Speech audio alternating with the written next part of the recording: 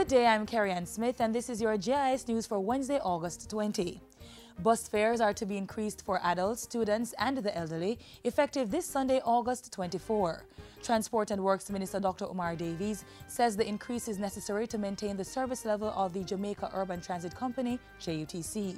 The fact is that the JUTC cannot continue on the track of seeking to run a first world service, but not contributing adequately to the revenues. The fares are inadequate and have been for years. Adult fares on JUTC buses will move from $100 to $120. Students and the disabled will pay $30, up from $20, and seniors aged 60 years and over will pay $60. Meanwhile, come September 1, those concessionary fares on JUTC buses can only be accessed with the use of a smarter card. We have increased the number of top-up locations. All our locations have been upgraded. Our customer service has improved. Our staff members are prepared to go the extra mile to ensure that you understand how to use your card. 33 Jamaican companies are to benefit from US $1 million in grant funding to boost their export potential. The allocation is part of $4.02 million provided by the Caribbean Export Development Agency under the EU-funded Direct Assistance Grant Scheme.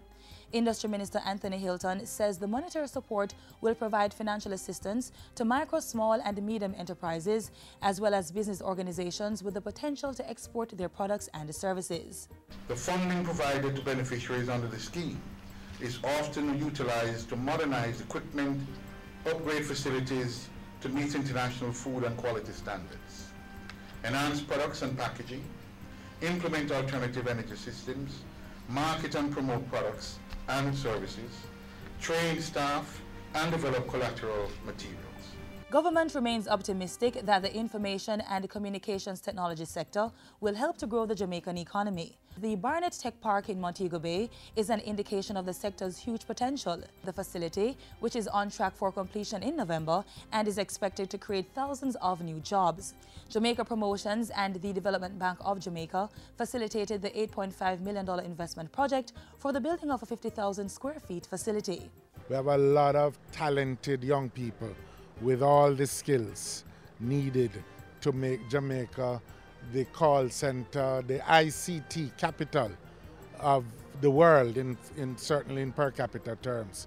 And we want to do that because the more young people we put to work, the more their families can be more secure. The Jamaica Fire Brigade has received a $3 million donation to help increase its capacity through training and other interventions. Petrojam Limited presented the funds to the brigade recently in continuation of its commitment to corporate responsibility. Today, Petrojam Limited is announcing our donation, just a small drop in the bucket, as I know it, of $3 million to Jamaica Fire Brigade to assist the Jamaica Fire Brigade in capacity building. $2 million will be used to fund further training for firefighters in the areas of automobile extrication, confined space rescue, and urban search and rescue. It will also fund some of the brigade's public education initiatives. As the new school year quickly approaches, the Education Minister is urging secondary school principals to ensure that teachers carefully assess students entering grade 7.